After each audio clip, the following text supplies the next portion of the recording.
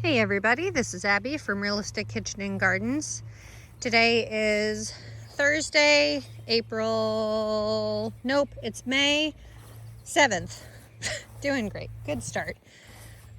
We've had plenty of rain, but it is cool again, or it's cooled down again. We had like 2 days of nice warm weather and then it got cool again. So the cool weather stuff likes it, the hot weather stuff doesn't really, but we continue on. The smothering of row A continues, so hopefully I don't have as much manual labor of pulling out all these wild growing things. This cardboard probably doesn't actually have a chance of smothering anything, but at least it's dark. I keep meaning to plant lettuce in here along that edge, the southernmost edge, so that I can have lettuce and then cucurbits and then peas once everything's in, of course. The cucurbits still have another maybe week or two, mostly because of how cool the weather has been. The season started, our last frost date was May 3rd, but we had, I think, an actual frost on May 4th or so ish, and I haven't even started hardening off all my hot weather stuff, although the tomatoes are tall enough they have been outside more for light's sake, not true hardening off. But anyway, Frida World's snow pea, 2 of them have been snipped right here by something. I can only assume either a chipmunk or a squirrel, but it's only taken one, so I don't know what it doesn't like about them, but they're getting there. They both varieties of Frida Worlds and this one of the Super Sugar Snap both get about 5 or 6 feet tall, so they've got a ways to go. I think I started harvesting them last year in June, I think. I mean, this variety, Frida Worlds, is 80 some days, so they're gonna take a while. The one Sugar Snap on the end there right after that green stake is 58 days, so we've got time. This entire row still needs to be smothered or covered or solarized or something. I really shouldn't let it just grow wild because it's gonna get worse and worse over the season. I mean, half of it, all these peas in here are part of a cover crop, but it was a groundbreaker mix that I put in last fall. The rest of it's just volunteered grass. I saw some yarrow. There's a bunch of crap in there that I really should take out. Patterson yellow storage onions up to there. And then after that gap is, I think it's Red Wing storage red onion. And then the very rest is Sterling white onion. Sterling is not, no white onion is really a good storage onion, but Sterling is supposed to have the best storage of white onions. I think it's like 6 months. So those will be used first once harvested and all that. And those should be ready for harvest very early July, assuming everything works out. I've been debating about fertilizing them. I've given up on the garlic. I'm not going to try to fertilize the garlic. It seems to be doing fine, although it seems ludicrously early for how it's already starting to do its brown tips. These are a couple of random soft necks in here that are very behind, but these are hard necks. Well, these are supposed to be soft necks based on that stake, and then these are the hard necks, so that's really weird. I don't know what's going on there, but the hard necks will put out a flower stalk. That one might be getting ready to right there, called Escape, that needs to be removed I think this one is getting ready to do it too, actually. Feels early. I don't know. So you remove the scape so that it can focus more on the bulbs. And let's see, so that's Metici, or Metechi, whatever. I don't know where the other tag is. There it is. That's a lot of Metechi. I must be missing another tag. That's Georgian Crystal from here to the green stake right there. And then there definitely should be another. There should be another tag here somewhere. I feel like that's a lot of Metechi. Metechi, whatever. And then this is Adonai. Not doing as great as it usually does. I'm really surprised at how tall that hardneck is. And then we have Ivan, also a hardneck. All the hardnecks I kept stock from last year and planted out. I think this is the first soft neck. This is Nootka Rose. This was the one that had a lot of multiples. So a number of them are a bit smaller, but I kept the largest stem of them that was there. That's probably the very largest one of Nootka Rose. So that's a pretty good size. I'm trying soft neck this year so that I can see if I like them better because they don't have the scapes, which is kind of an annoying byproduct to me. Let's see, this is Lors. This is a good size variety. Look at that. Most of them are that size. That one's huge back there. And then this one is Silver White. This one's probably medium compared to, God, I can't believe it. Look at the size difference. That's all Lors. And then this is Silver White. And then here is some really old seed that I had kept. It was over a year old when I planted it, but this is Achillium Red. I don't think I'm pronouncing that right, but that's decent sized, all things considered. There's not many of them, but that's okay. Still working my way through weeding out the rows to get it ready to transplant my warm season crops. This is the half row that'll have the pole beans. My husband pitchforked it so it's looser, and then I use a 4-clawed thing to rip all the grass out, the deep roots of the grass. And then, let's see, this is tundra cabbage, which I planted last May, I think. Surprisingly tender, very firm. I guess I could harvest that one and see what happens, but this one looks like it busted open, which is what I thought was happening. So what it feels like in here is I can feel a strong stem on this side, and I can feel another one on this side. So it's like a narrow this way and softer, and then it's harder this way. So I think it's doing the same thing as this. So it has a stem here, and it has another stem pushing through the bulb from the, or the head from the bottom. I mean, all of these have been through all this hot, cold weather, so I am not surprised in the least. But this is the first year I've actually had brassicas bolt and flower, because every other year I've been so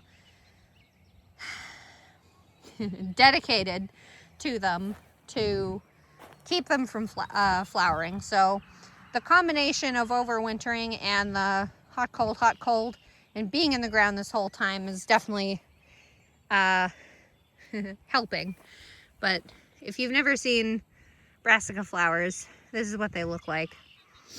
So this row is supposed to be up to half-ish of Aspa sprouting broccoli, which I need to figure out what I'm going to do with next year instead of how I've done it this year, because it's May and it's not in the ground yet. Like, I've completely loused that up.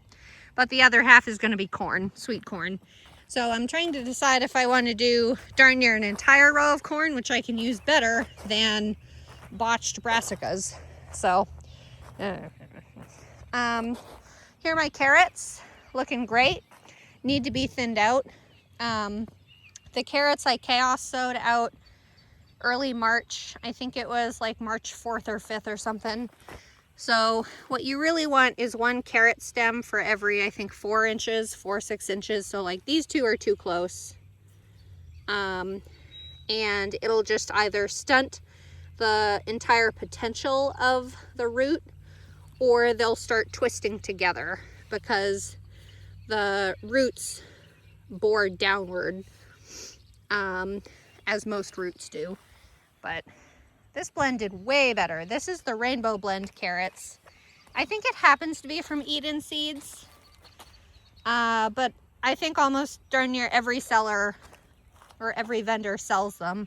It's usually a blend of red, which is, I think, usually either dragon or atomic red. Or sorry, I think dragon is purple on the outside, orange on the inside. Anyway, atomic red usually, some kind of orange, some kind of yellow, and some kind of white and some kind of purple. So they do, it's fun. I mean, the mix of them is pretty fun. So we'll see what shows up. I usually plant just orange carrots, more because I like them when I do like a stew or something, so that you get the blend of orange and white from the onion and white from the potato and green from celery and all that. But these will be fun too, mostly for roasting. So this is the first year I'm going to try harvesting carrots once they're done, obviously, and then storing them in damp sand in my basement. Because when you do fall carrots, you can store them in the ground and they'll be insulated enough they can stay there. The greens will die back, but the roots do fine. I've done that experiment before and that works fine. And then this variety is Berlin, which had much spottier germination, but what's here is doing pretty good. I wouldn't have to thin that. This variety, Berlin, is supposed to be kind of like a larger version of Bolero. If you've been around to see me grow Bolero orange carrot, it's a traditional orange carrot, but it's supposed to be a longer variety. Larger, sorry. But it's also a longer variety, usually referred to as main crop. It's 80 to 90 days, where the Rainbow Blend and most carrots I've grown were 75 days. So finally cleared this row out. This is going to be tomatoes. This is going to be an entire row of tomatoes. There's going to be 19 Supremo paste tomato plants, 3 Bartelli cherry tomato on that end, and 2 Defiant slicer tomatoes. All of the varieties I've grown before and I like them. I think next year will be all new varieties to test out, so that'll be fun. But this year I'm going to do a corridor of cattle panel. So I have the 16-foot cattle panel, and I'm going to do a bunch running down this side and a bunch running down that side. So they're all, except Bartelli, all of them are determinate tomatoes. So the plants will be down the center, and then they'll have the sides to kind of rest on. So last year I did one cattle panel down the middle right against the plant, and they all ended up kind of leaning away. So I had to do a corral anyway. Potatoes. God, I wish I remembered to actually check the varieties. I think this is my red variety that I'm doing. They're all new varieties to me this year. This is something rose, something rose, something rose, Baltic rose. There we go. Red-skinned white or gold-fleshed potato that has supposedly done well in Ohio before. I think I'm missing one here. So 1, 2, 3, 4, blank. 5, 6, 7, 8, 9, 10, 11, 12, 13, 14, 15, 16. There should be 17 plants of each, so only one didn't come up. That's fine. Now that the ground is damp and it's going to be raining all week, and all the potatoes are up, or darn near all of them, I'm going to cover the row with more of this black plastic. I'm going to cut holes in it for the potatoes to grow up, but it'll shade weeds out, it'll hold moisture, and it'll keep the soil cooler. Yukon Gem, 1, 2, 3, 4, 5, 6, 7, 8, 9, 10, 11, 12, 13, 14, 15, 16, 17. Huzzah! This is a gold skin, gold flesh potato that's supposed to be good for storage. My focus this year is good storage. And then this is Pomerol Russet, which is a new russet variety to me. All of my potatoes are from Maine Potato Lady in the state of Maine. I love her stuff. She has a really good variety. I've never had issues with her potatoes before, like disease-wise or any of that, and a very good price and decent shipping. 1, 2, 3, 4, 5, 6. That might be missing one there. 7, 8, 9, 10, 11, 12. There might be another one missing there. 13, 14, 15, 16. Nope, I'm only missing one, which is probably, I don't know where it is. Little random bit of chamomile coming up from probably 2 years ago now. I love chamomile. I think they're so fun and whimsical, kind of like how whimsical nasturtiums are. Okay, this is the variety, this is the row that has the rhubarb that you can't see from here, but this will be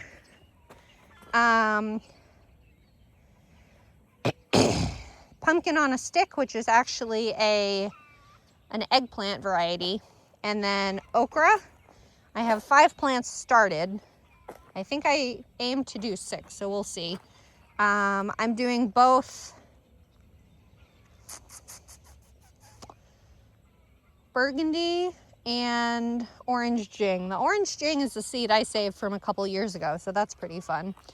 And then the rest is going to be bell peppers and celery, stalk celery, tango stalk celery.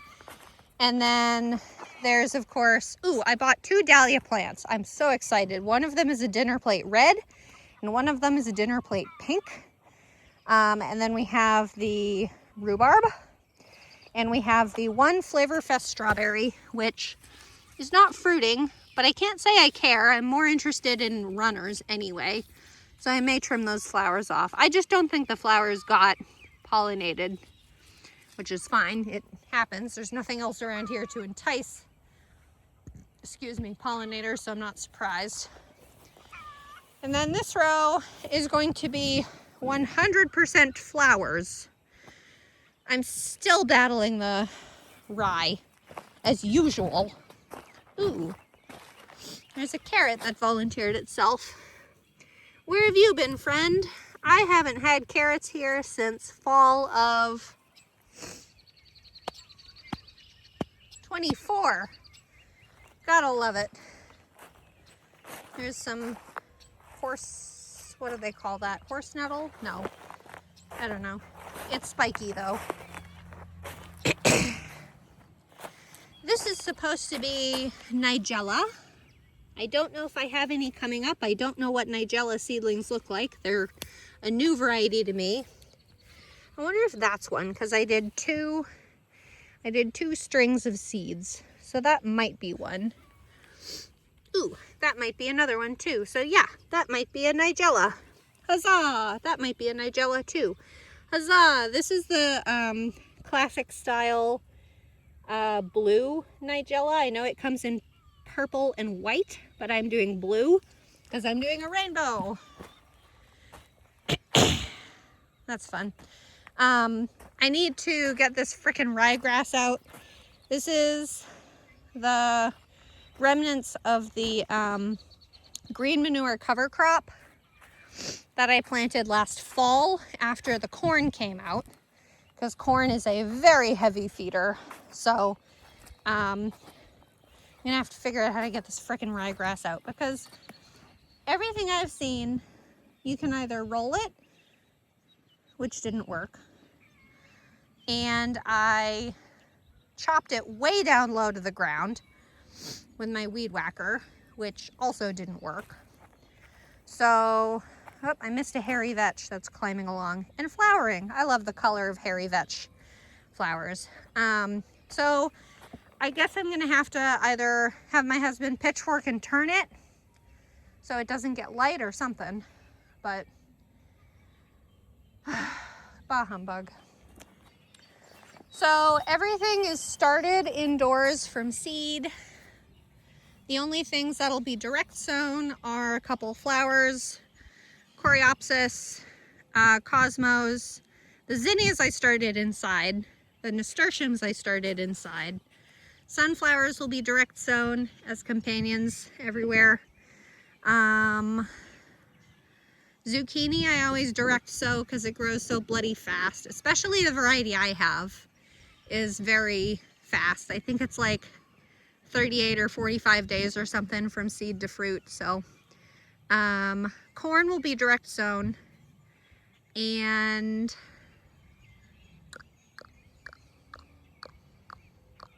that's about all I can think of. I have completely dropped the ball this year of doing tours of my seed starting. I know I did it last year, which I know gave you guys a lot better idea of what I've been doing in the garden for the garden.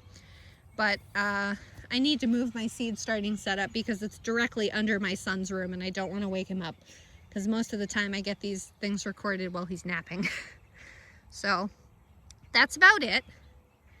I have to check the weather, but we'll see if it's a week or two from transplanting. The highs have been are going to be in the 50s, and the lows go down into the like 40s, which is too cool for, the soil's still too cool for